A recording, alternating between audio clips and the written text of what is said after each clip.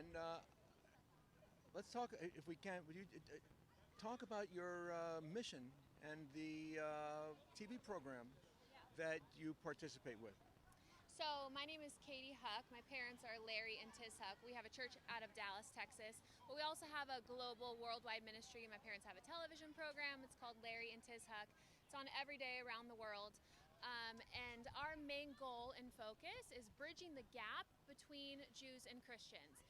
So we have a Christian church, but we teach the Jewish roots of our Christian faith. We're bringing Christians back to the Jewish roots of their faith. So we eat kosher, we keep Shabbat, we celebrate all the high holidays, and most of our congregation does as well. And so we do a lot of work in Israel. All that we talk about on the program, whether it's my dad, my mom, me, my sister, we're all on it. We talk about standing with Israel, supporting Israel. This has been our cause and our mission for 30-something years, pretty much my whole life, and it's all amplified since October 7th, of course, but our main goal is to bridge the gap between Jews and Christians and to stand with Israel and the Jewish community in speaking up and raising funds to support Israel. Traditionally, Jews have been, I don't want to offend anybody by saying it, but overseas since the Middle Ages, really, have been persecuted by Christians. Right. So it must be an uphill battle for you guys. Is that something that you're coping with? It's not in the Christian community. Majority of the Christian community stands with Israel. They support Israel. There is that history, of course, but we are doing our best to rewrite history and to stand with Israel, support Israel, and be on the right side of history now. So you say about Israel, but how about, unfortunately, what's happening to the Jewish people? Yeah. The slander and the demonization of Jews as proxies for what's happening in Israel. Right. Yeah, I mean, it's insane to see anti-Semitism skyrocket, it seems like, since October 7th. And it seems like history is repeating itself. It feels like we're in the 30s and 40s again with the stuff that's happening. And so me and my family, our church, we're very vocal about that, standing against anti-Semitism, whether it's doing conferences, speaking on the television program, speaking in our Sunday morning services, against that. We're very vocal. We're not ashamed. We're not afraid. And we will always, always stand with the Jewish community. Is there any initiative to get the churches to stop teaching that the Jews killed Jesus? I personally don't see that in churches. All the normal modern day churches and the big churches that I see, especially in Dallas, but really around America, don't believe that. That I believe, I don't know if I want to say this on TV, but there's a specific sect of Christianity that really believes that. Not us.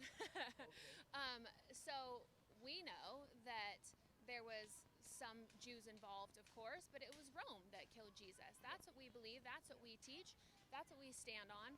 And the blaming of the Jews was an agenda. It was a propaganda started a long, long time ago to put the blame on the Jews. And that seems to have been the trend through history, is blaming the Jews for everything. Yeah. So as long as we're alive and breathing, we're standing against that rhetoric and against that narrative, and we're standing with the Jews, with the Jewish community, in debunking these lies.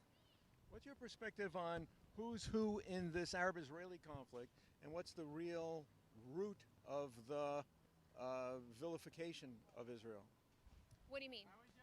I mean, do you see that the Arab-Israeli conflict is a border dispute or more a religious rivalry? Oh, I think it's deeply rooted in evil. I think it's good versus evil.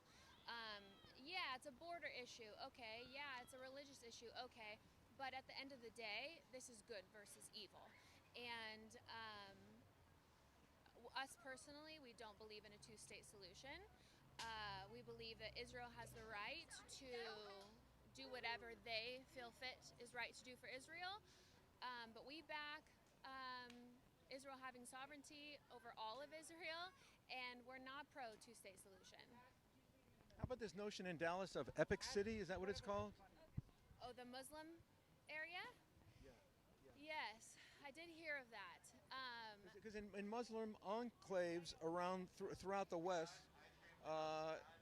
they're putting. I hope that's not me.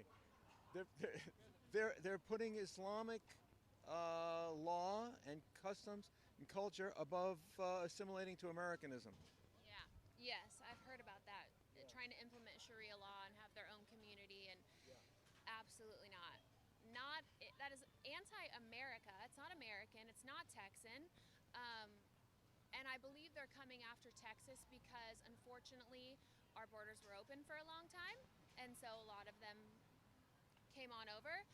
But I also believe they're targeting Texas because we're a more conservative state and a predominantly pro-Israel state. And so I think it's intentional, but from what I've been seeing, they're putting a stop to this, and hopefully it's not going to happen.